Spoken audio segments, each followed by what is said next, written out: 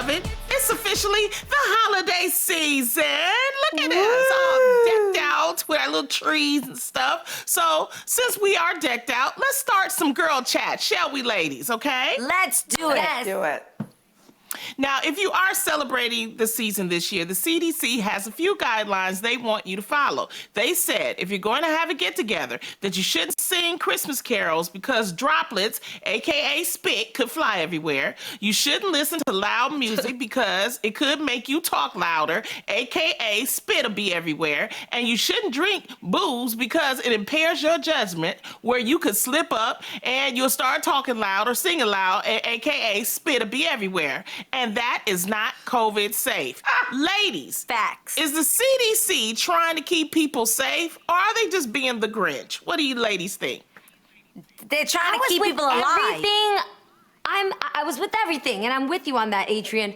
Up until the alcohol, I thought that I'm with you. I'm like, Yo, you guys are bugging. You did can not hear have all the alcohol you want if you're with people that have been quarantined safe. Like, obviously, you and Jay could sit at home. You've been together. You're not going anywhere. The two of y'all could get, blasted if you want together. Lit. Yeah, right. They're talking about people going over to other people's homes.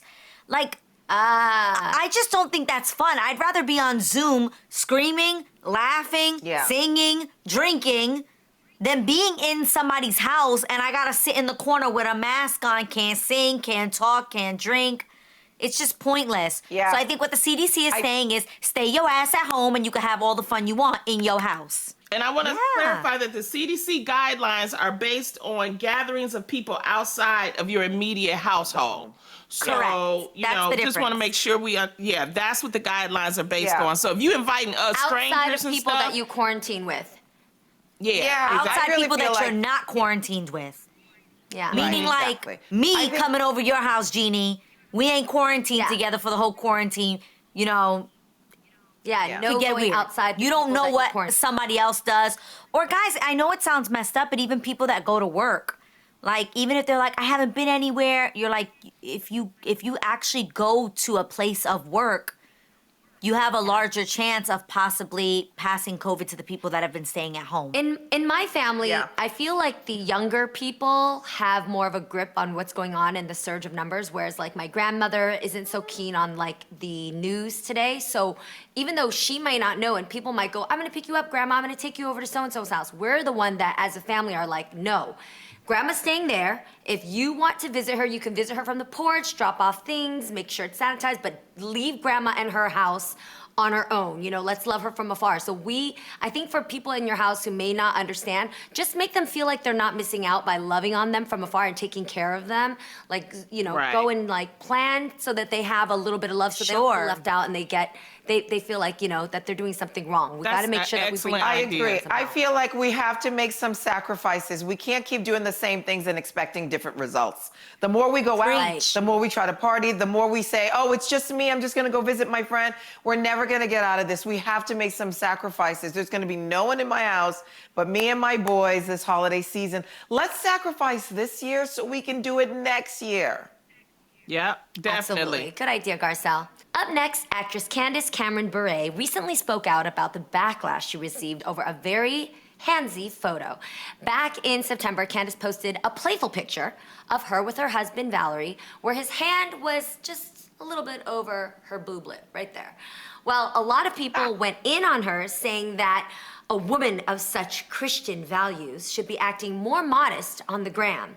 And in response, Cameron said, I'm really proud that we've managed to stay married for 24 years. And the fact that we have fun and we flirt together is part of what makes our marriage work.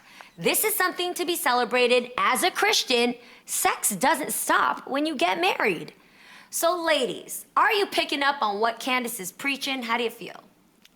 Yes. They've been married 24 years. The fact that he still wants to hold her boob is amazing. They doing something right. Hold both of them. Exactly. The fact that they're still flirting, the fact that they can have a little fun, we should be celebrating that and not going on them. Christian or not Christian, they're loving each other. They're married. 24 years is a big feat. If I was married 24 years and my man still wants to touch me, yes. Well, I think what they're doing is and I'm not trying to speak for this particular group of people, but they're talking about modesty. And I looked up some scriptures in the Bible. I'm not a Bible scholar, but I wanted to understand what these people were feeling, because they are feeling a certain type of way, and they feel like because she's Christian, she should carry herself a certain type of way. Now, 1 Peter 5:5 says, "Clothe yourself with the humility toward one another, because God opposes the proud, but shows favor to the humble." You know, we put so many standards on people when they say, "I'm this." Yes. Whether if she would have been a stripper, they put certain, they would put a certain thing on her. Whether she's a Christian, they would put certain things on her. I say let people be themselves. And I like to see Christians, it shows to me that you don't have to be like this to be a Christian. And, and so we keep putting people on these pedestals, and it's so unfair to them. Let them live their life. But and one more thing, and I'll be quiet. We have this issue with boobs. We have this issue where we don't want mothers to feed their kids because in public, because it looks like it's sexuality. Normalize this. This man is holding his wife boob. That's sexuality. When actually their whole intent was to make it fun and funny. It wasn't nothing sexual. They wasn't doing no pornographic. And let's also remember. So I just wish we would stop doing that. Even if it was. And Lonnie, let's also remember that sexual, this is also that's their right.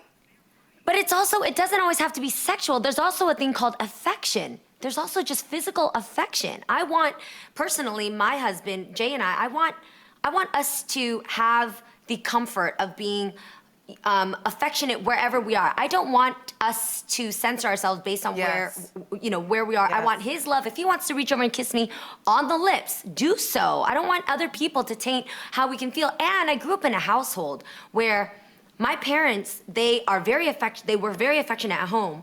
And then later on outside, because they thought people might shame it, they weren't. And so it felt a little bit more rigid. When people change how they are depending on your circumstance, you feel the tension.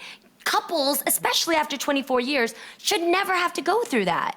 Everybody has a different way of looking at things. So it's like they feel like there's certain things that certain women do, and there's certain things that certain women like her should not do. And she should not be having pictures like that with her husband. That's what they feel.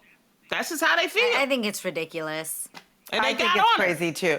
All right, I'm going to switch topics, guys. If you're looking for a holiday gift for your man, check this out. Niecy Nash posted a picture of Omari Hardwick's new product called Slimmer Belt. Niecy said, "Ghost is not dead. He is selling waist trainers." Listen, of all people who don't need waist trainers, it's Omari Hardwick. I can say that because I have seen him in the buff. You've all seen him in the buff. Anyways, I mean, would you be okay to gift this to your guy? And would you be okay with him walking around the house with a waist trainer? How do you guys feel? I don't have no problem with the man walking around with a waist trainer. I'm not gonna be the one to gift it to him. The same way I don't think that, unless I asked for this, I don't think that a waist trainer in general for a male or a female is something that you gift that they didn't ask for. Now, if my husband on his own was like, "Yo, let me get it right and tight, strap me in, boo," I don't have no problem with that either. He could walk around in his waist trainer, I'll walk around in mine, and we gonna be snatched. You don't like the waist trainer yourself? Me and James been quarantining together, and I'm going to Walmart Plus and buy both of us a damn waist trainer. We done both sit up here in this damn pandemic, eating and sleeping, and both of us need one. His belly big and mine's too. And I don't care what you say, Adrian, I'm getting the one, even if he ain't asked for one. Because by the spring, we need to lose some of this damn pandemic weight. It don't make no damn sense. We done gained this much weight. That's actually a good point. Well, if you say you got one for yourself and him, like it was a 2-for-1 special, that might make it better. That might be okay. Okay, well, Lonnie, BOGO. Lonnie, because it's the holiday season, and I think men should also have options like we do when it comes to waist slimmers, trainers, bras, whatever. If they want one, they should have one. But Lonnie, I checked out on a few. But wait, let me tell you this though. I checked out a few websites where this is sold. They're sold out, you guys. They're actually sold out. So to me, Garcelle, I think this, and I think this is what you were going at for a second. I think men should have the same type of options we do when it comes to feeling confident. I actually, when I used to style for The Biggest Loser, men wore shirts and button-ups 2 to 3 sizes bigger than what they are, just because they didn't want that fold to come over, just because they didn't want their belly to widen the buttons. Yeah. Why should they do that? I mean, they may not be big here. They may not be big on their arms. They might just have a protruding belly. If a waist snatcher is gonna pull it all together so you look a little bit more svelte, why can't they? I'm gonna take this and show it to James. So when I give him his Christmas gift, I'm like, look at what Jeannie said, and focus on that, because we about to Garcelle wants a man with a six-pack. She don't want no man. No, I don't. That needs a waist trainer. Because no, if you have a six-pack, you're gonna want me to have a six-pack. I don't want to work that hard, but I don't want a waist trainer. A nice medium. But I don't want a waist trainer on my man. That's all I'm saying. Do you think it looks feminine? To each his own. I wouldn't appreciate the look. You can do it when I'm not around. I just don't want to see it. You know what I mean? Sure. It's a new concept. We haven't gotten used to seeing men in waist trainers, but then if you notice, back when women wore waist trainers, it was kind of weird for a second. Now you don't think twice when a woman shows up in a grocery store with a bodysuit and a waist trainer over the front so that you can actually see it. We don't think twice, so maybe it's just normalization. Yeah, maybe it's normalization. We're going to normalize it, start with James Welsh. You going to get Come on, James. Come on, James.